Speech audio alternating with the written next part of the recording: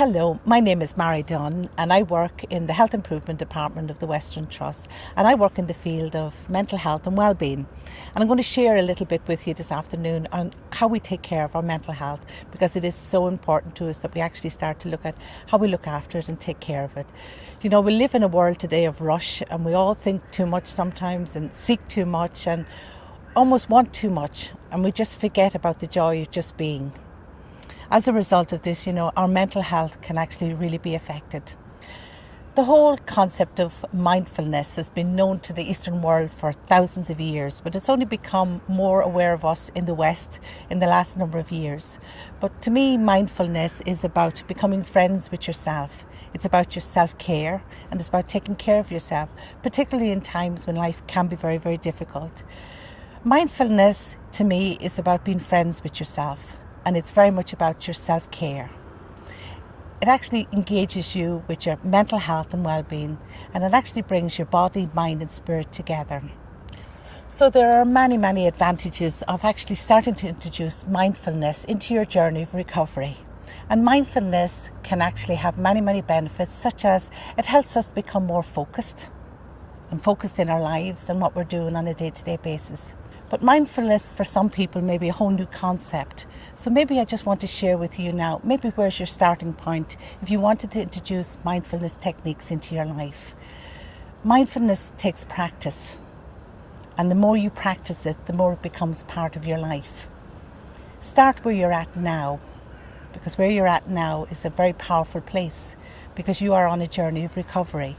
So where you start, there's a lovely old saying, you can't fall off the floor. So maybe just spend that little bit of time, just sit there, relax and just be with yourself and get to know yourself.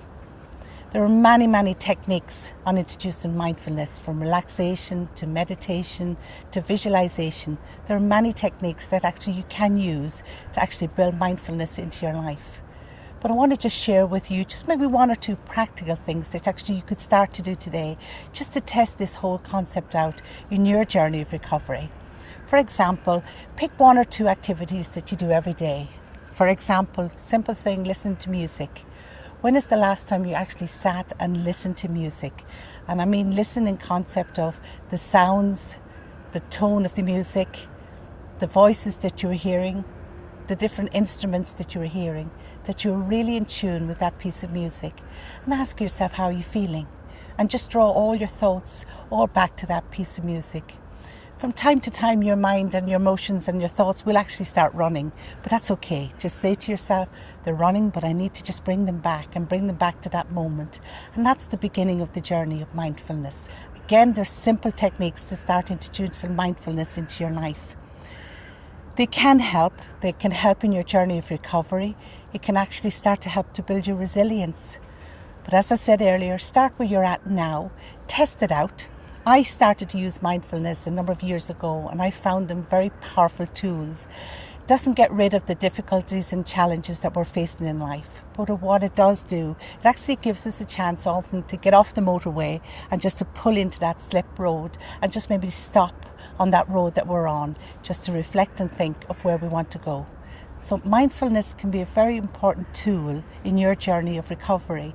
And when you go through this app and you look at other techniques, just find out what's available in your area, signing up, educating yourself around mindfulness, learning more about it, and start to introduce practical techniques into your life. It doesn't get rid of the stress, but it helps us cope better with it.